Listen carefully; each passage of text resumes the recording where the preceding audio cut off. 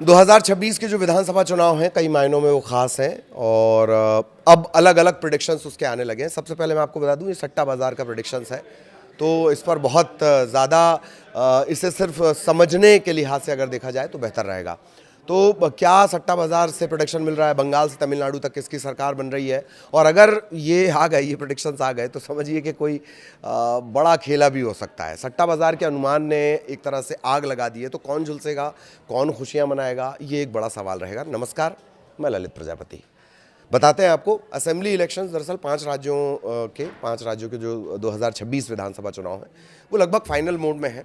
4 मई को इसके नतीजे आ जाएंगे। एक बड़ा अलग अलग सट्टा बाज़ार है, लेकिन सबसे ज़्यादा जो कहा जाता है कि फलौदी सट्टा बाज़ार क्या कुछ कहता है, उसके जो प्रेडिक्शंस हैं वो आमतौर पर नतीजों के आसपास रहे हैं, इस वजह से उसकी ज़्यादा चर्चा होती है। ऐसा नहीं है कि सिर्फ फलौदी सट्टा बाज़ार का यहीं पॉलिटिक्स में इस्तेमाल होता है। कई चीज़ों के प्रेडिक्शंस निकालने में अपने अपने प्रेडिक्शंस के तरीके हैं। कुछ लोग चिट से निकाल लेते हैं, कुछ पर्चियाँ निकाल लेते हैं, ठीक है। तो फलौदी सट्टा बाज़ार का अनुमान क्या कह रहा है, इसमें ममता बनर्जी को बंगाल में बढ़त तो नज़र आती है, लेकिन बहुत कड़ी टक्कर है, और ये भी तब की बात है जबकि एक चरण अभी बाकी है। एम के स्टालिन और हिमंता बिस्वा शर्मा मजबूत नज़र आते हैं। केरल और पुडुचेरी में कांटे की टक्कर के संकेत हैं। लेकिन विस्तार से खबर जानने के बाद में फिर आपको फिर ये आपको बता दूं कि सिर्फ सट्टा बाज़ार के अनुमान है जो सूत्रों के मुताबिक एनालिसिस किए गए हैं। हमारी तरफ से किसी कोई दावा इस तरह का नहीं किया जा रहा है, इससे आप ध्यान रखें। चुनाव परिणाम 4 मई को घोषित होंगे, वही सब फाइनल रहेगा। उसके बाद ही पता चलेगा किस प्रदेश में किस पार्टी का किंग बनता है। किंग मेकर तो खैर आप सभी हैं ही। तो 5 राज्यों में चल रहा चुनावी समर अपने आखिरी चरण में है। केरल, तमिलनाडु, पुडुचेरी, असम, यहाँ वोटिंग हो चुकी है। बंगाल में 29 अप्रैल को दूसरे चरण का मतदान होगा और फिर चुनावी जो प्रोसेस है वो पूरी हो जाएगी। सभी जो नतीजे हैं, 5 राज्यों के जो नतीजे हैं वो एक साथ 4 मई को घोषित किए जाएंगे। इसे लेकर राजनीतिक गलियारों में चर्चाएं तेज हैं। सट्टा बाजार में भी इसका खासा असर देखने को मिल रहा है। तो आपको बताते हैं कि जो सट्टा बाजार है उसका गणित क्या कह रहा है। साल 2026 में बंगाल, तमिलनाडु, ऐसे 5 राज्यों में चुनाव हैं। बंगाल का चुनाव मैं बार बार आपको कहता हूं कि बंगाल का चुनाव कई मायनों में राष्ट्रीय स्तर से ज़्यादा खास है। SIR को लेकर, ममता बनर्जी को लेकर, उनकी सत्ता को लेकर, बीजेपी के वहाँ कैंपेन को लेकर बहुत मायनों में वो खास रहने वाला है चुनाव, ठीक है। तो आखिरी चरण में चुनाव है, सभी प्रदेशों के भाग्य का फैसला, सबकी निगाहें टिकी हुई हैं। 4 तारीख को ये हो जाएगा।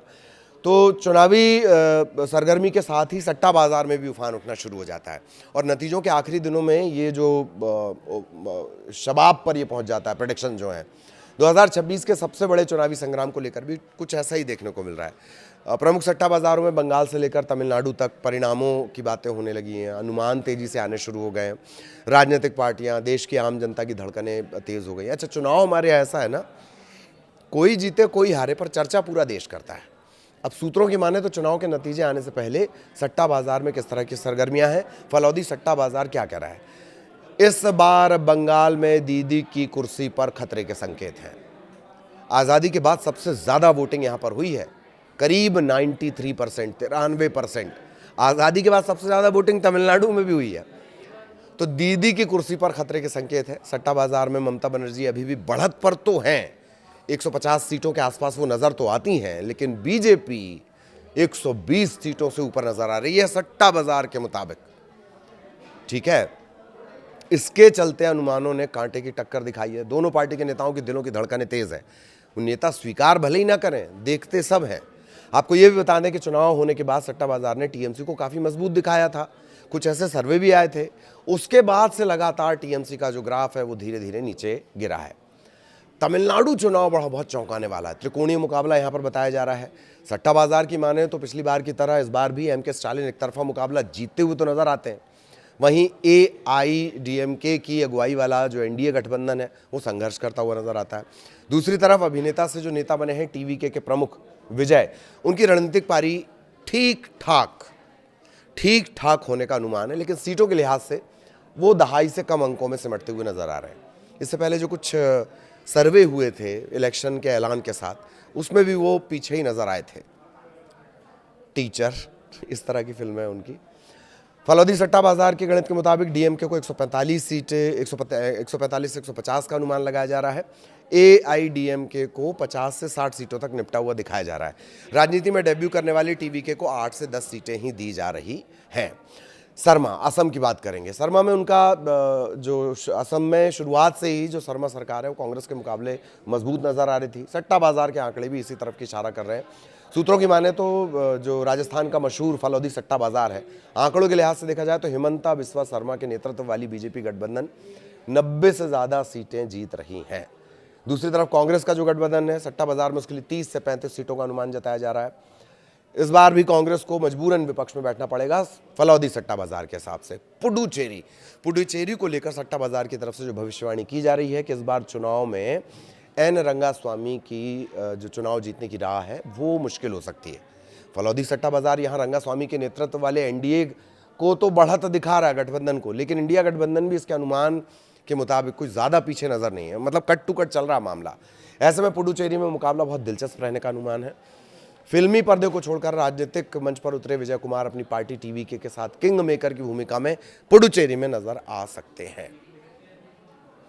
विजयन यानी केरल, क्या हैट्रिक से वो चूक सकते हैं?